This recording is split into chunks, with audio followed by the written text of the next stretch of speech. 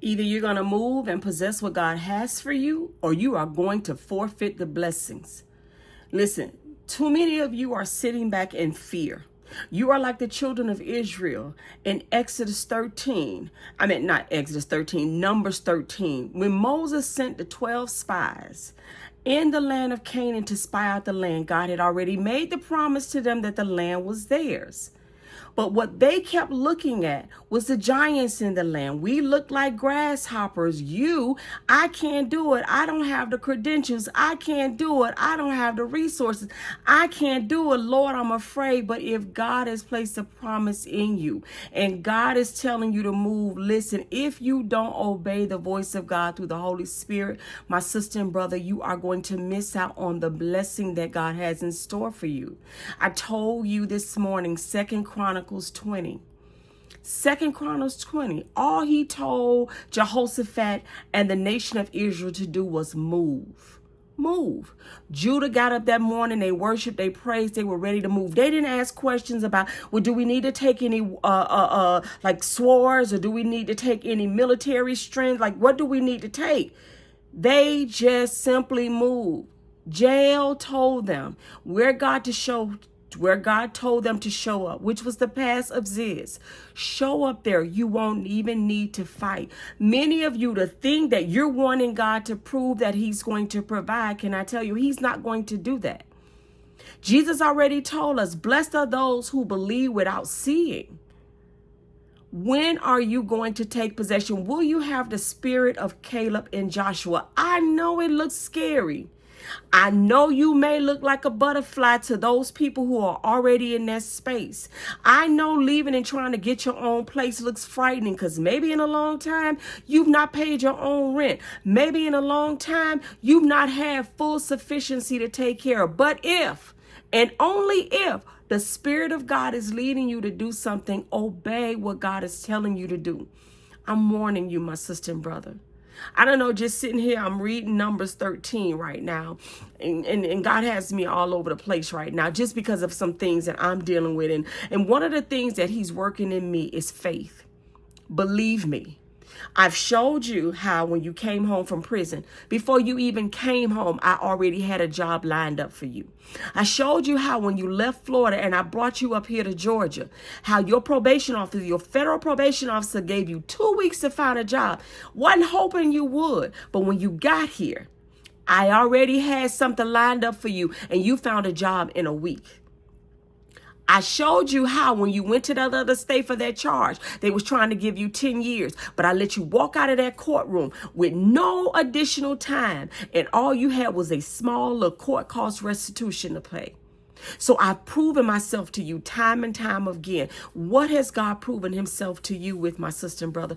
Can you look back in your life and see miracles that God has performed for you, doors that God has opened for you, and now you are at a Red Sea, so to speak, or now you are ready to take a hold of the promise.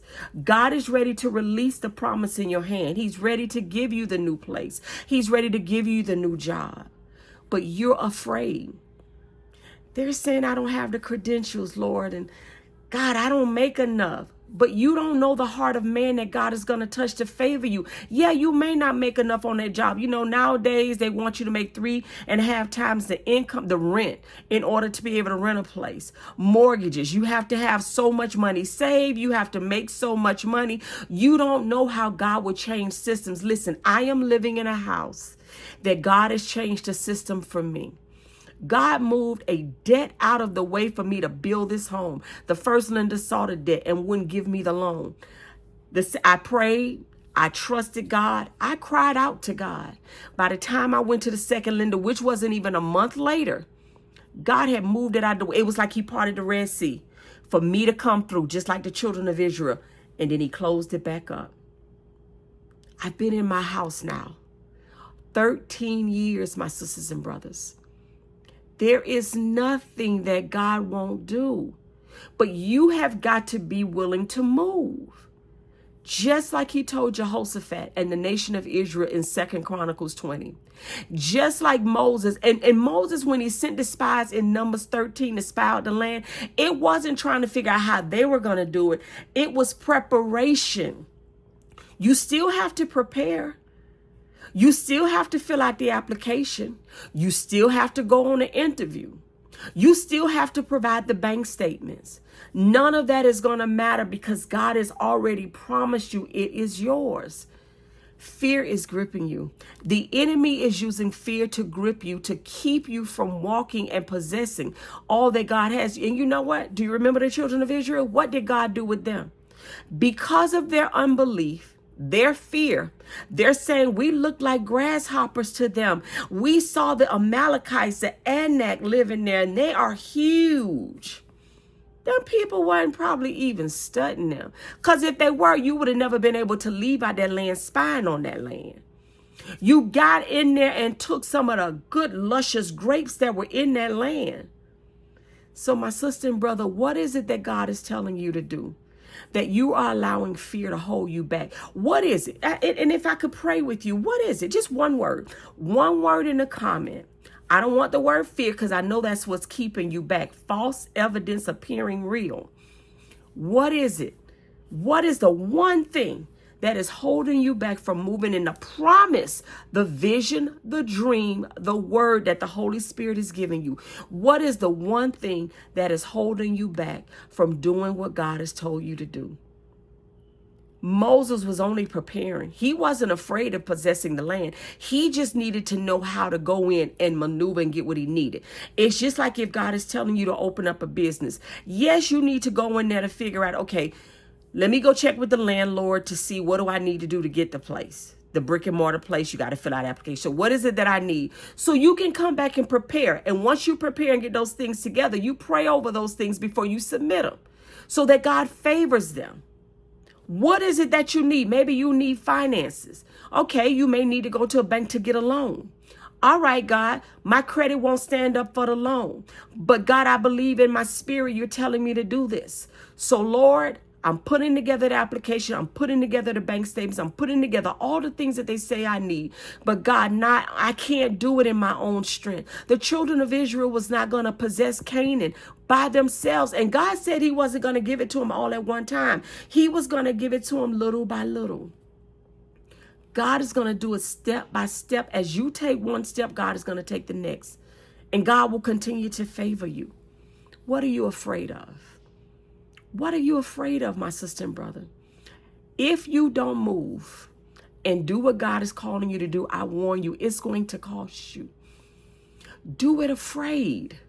Let him know you are afraid. But do it and trust that God is going to do it. You don't know the glory that God is going to get through this. You don't know how God is going to use your testimony to bless other people. Do it afraid. I warn you, you are going to miss out on what God has for you because you letting fear hold you back. You are letting the enemy play these negative thoughts in your mind about how it's not going to work, how you don't qualify, how you don't have the money, how you don't have the education, how you don't have the skill. God don't care about none of that. All of heaven and earth belongs to him. So what he wants to get to you, he will get to you. But you got to move in what he's calling you to. My sister and brother, I just felt led as I'm sitting here and I'm reading this. And so I show you as I'm reading this so that you see God is wanting to bless you. God is wanting to give you the territory, but you got to move in it. You got to move in it. For without faith, you cannot please him. Anything done outside of faith is sin. Pick up the spirit of Joshua and Caleb, who remembered how God delivered them from Egypt, who remember how God provided for them in the wilderness. That's what I'm having to do right now. I'm battling some things and I'm saying, Lord, I don't want to do this. I don't like this. I don't like these things coming against me. But I am reminded of the same God who, when I came out of prison doing state and federal time, you opened doors for me before I even got to the door. When I moved to Georgia, you already had opportunity available for me. When I had to go to the other state and I was facing 10 years and I turned towards that window and I said, Lord, that's not what you told me in the spirit. You caused that lady, that prosecutor, to let me walk out those doors with only a small little bit of court cost restitution. And when I came home, and after because I was pregnant while I was incarcerated, when I had my baby, you gave me a job right afterwards, being arrested, being a convicted felon. I'm living in a home that you parted the Red Sea, so to speak, for me, to me being able to live in. Me and my son to this day. When I closed down my business, I didn't know how I was going to pay my mortgage, my car payment, his school fee, provide food for him. But you did not allow me to lack anything I needed. I didn't have anything that I wanted, but I had everything that I needed. So I know if your word says in Hebrews 13:8, you are the same yesterday, today, and forever. I know that even now in this, that I am afraid of, that I don't want to deal with, that I know is my doing, my bad choices, my wrong decisions. All of those things behind me were my bad choices, my bad decisions. But God, you brought me through. I've confessed my sins, God. I've made known to you my mistake, my wrong in it. And so I believe even now. And that's what you have to do, my sister and brother. So I just want you to put one word, the one thing outside of fear, because I know it's fear. What is the one thing I want you to put down in the comments that's keeping you from moving in what God has placed in your heart to move into? I warn you, my sister and brother, if you don't, it's going to cost you. And don't let it cost you like it did the children of Israel, who for the rest of their lives until a new generation was born, those who would not enter in because of unbelief, God calls them to wander around in the wilderness, never possessing what he had promised them. What is the thing that God has promised you that you won't possess? I just want you to think. I just want you to think. I'm going to pray over everyone who puts a comment down in there. And I'm going to lift you up to God, that God will give you strength, boldness, and courage to move in what he has called you to. Because I don't want you to miss what God has for you. As I'm praying for myself, I don't want to miss the blessing and the forgiveness and the open door that God has for me. I pray that you all have an amazing Saturday today. I pray that you rest well tonight. I pray that you give it to God, my sister and brother. Know that I am praying for you. Shalom.